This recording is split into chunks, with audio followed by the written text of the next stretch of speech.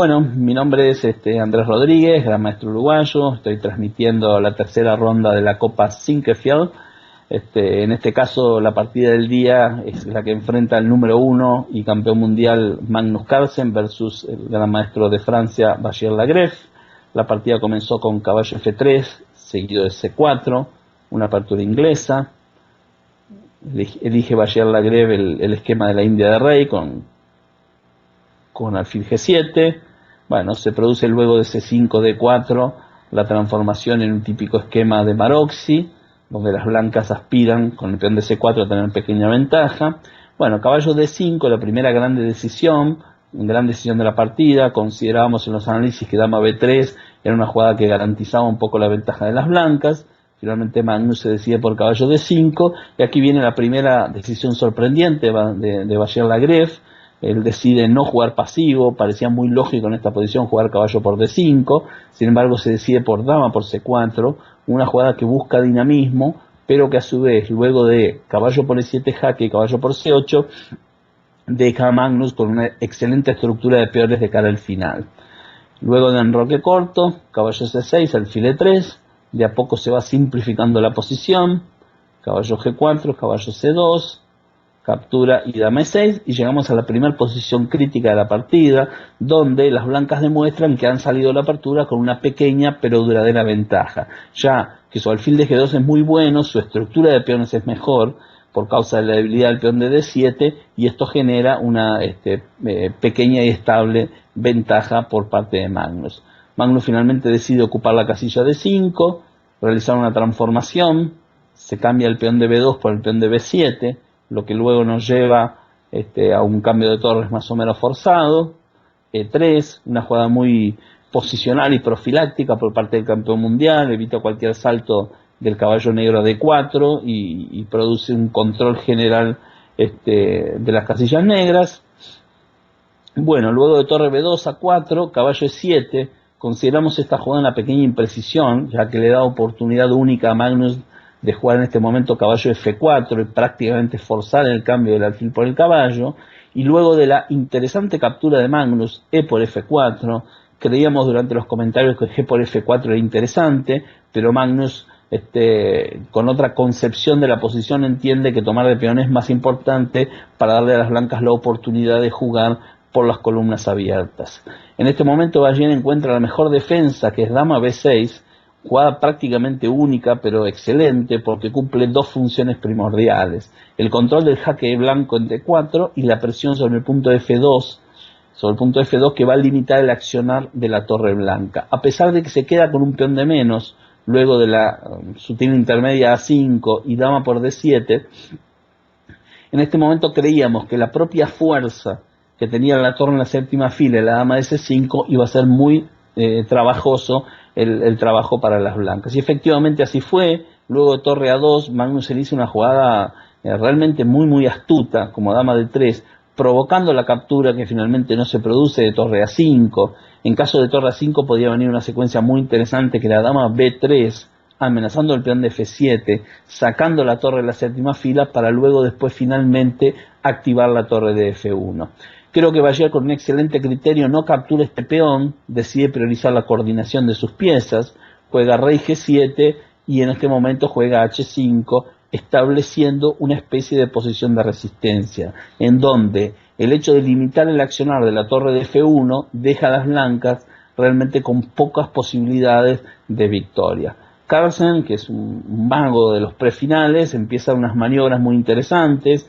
Luego alfil B7, caballo F5, dama E4, empieza a posicionarse para el único punto de apoyo que tiene para el cambio de damas, que es la casilla E5, y luego de la secuencia de caballo D6, dama B1, aprovechando una circunstancia única. Es importante ver que no era posible dama E5, porque vendría dama por E5, y luego de F por E5, caballo por B7, A por B7, torre B2, y las negras por supuesto no correrían ningún tipo de riesgo de derrota en ese final. Por lo tanto Magnus decide seguir maniobrando con dama B1, luego torre 2, dama A1 jaque, ocupando la diagonal más importante del tablero, rey G8, alfil G2, una jugada necesaria. Finalmente Magnus se configura para colocar la dama en E5, que es el plan que traía en mente. Y luego de caballo F5, dama E5, viene a lo que es a nuestro entender el error decisivo de la partida, que es el cambio de damas. Bayard debería haber incorporado su posición, debería haber maniobrado su posición para mantener las damas de cualquier manera, jugando por ejemplo un dama B6 en este momento. Inclusive era interesante una jugada antes tener prevista esta maniobra. ¿Por qué? Porque después del cambio de damas, si bien es cierto que las negras tienen la recuperación del peón a mano, ahora la actividad de la torre blanca desde la casilla B7 va a condenar a las negras a una defensa extremadamente difícil. Luego de torre 1, alfil F1, Bayard toma la última gran decisión de la partida. Aquí todavía se podía ofrecer resistencia volviendo con la torre a E7, pero la torre E7, si bien defiende el peón de A7, no le da la oportunidad de captura del peón, y entonces tanto con un plan como alfil D3, como con una maniobra de traer rápidamente al rey hacia el centro, las blancas disponían de una indudable ventaja. En una posición semi-desesperada, el jugador de Francia se juega todo por el todo al contrajuego, decide jugar H4, entregar el peón de A7 a cambio de contrajuego, pero Magnus, con una defensa precisa, demostrará que esto no es suficiente, ya que luego de H3, con una amenaza letal de caballo D4, la simple jugada torre D7 evita el caballo D4, planifica el avance del peón y logra neutralizar el contrajuego de las negras. Finalmente, luego de la forzada torre A1, Magnus se decide por G4, probablemente A7 también era suficiente para ganar la partida, pero luego de G4, caballo H4 y torre D3, finalmente el negro pierde el peón de H3 y con esto sus últimas oportunidades de contrajuego. Luego de torre H3, caballo F4, G5 y torre B3, las negras podían haber prolongado un poco más la resistencia, jugando por ejemplo rey G7, pero objetivamente el jugador francés sabe que está perdido y que el resultado prácticamente inevitable iba a ser una derrota. Nótese que no era posible caballo de jaque con un intento de perpetuo con caballo F4, porque en este caso Magnus dispondría de rey F3 y si torre por F1, A7, y en el caso de torre A1, simplemente torre B8 jaque, seguido de A8, lo llevaría a un final con calidad de ventaja y ventaja absolutamente decisivo. Muy buena victoria técnica de parte de Magnus Carlsen, que lo posiciona nuevamente con chances genuinas de obtener el triunfo en este torneo, ya que se ubica a medio punto del líder Veselin Topalov. Vamos ahora al resumen de la última partida que se está jugando. Fue tablas oficial, ya nos confirmó Cárpatos, Aronian y Guiri, como era previsible, y queda únicamente la partida de Caruana, de Aronian, perdón, de Nakamura con Caruana. Bueno, la partida de Wesley, perdón, de Aronian y Guiri, toda la partida un poco como que estuvo dando vueltas el mismo resultado, ¿no? En ningún momento me dio la sensación que la partida se podría desequilibrar, aunque pareció que Guiri le dio chances excesivas, por decirlo de alguna manera, a Aronian, y esto tal vez no debería haber sido así. Bueno, de la última partida vamos a analizar antes ya de irnos despidiendo. Bueno, ¿qué pasa en esta situación? Realmente el blanco tiene una pequeña ventaja, tiene un peón de ventaja, las negras parecen tener una posición una posición de resistencia. Es la típica posición que sabemos que objetivamente es tablas, pero que bueno, es natural que el blanco intente de alguna manera, bueno, generar posibilidades de victoria. Y esto es lo que supongo que está haciendo yo Nakamura. El propio Nakamura debe saber, o debería de sospechar, de que esta posición es tablas, pero bueno, eso no le quita que haga los intentos genuinos para jugar a empatar. Yo creo que la manera más simple de empatar esta posición es rompiendo con F6, ¿no? Cuando en este momento el negro simplifique aún más la partida, me parece que esta posición se va a transformar en tablas.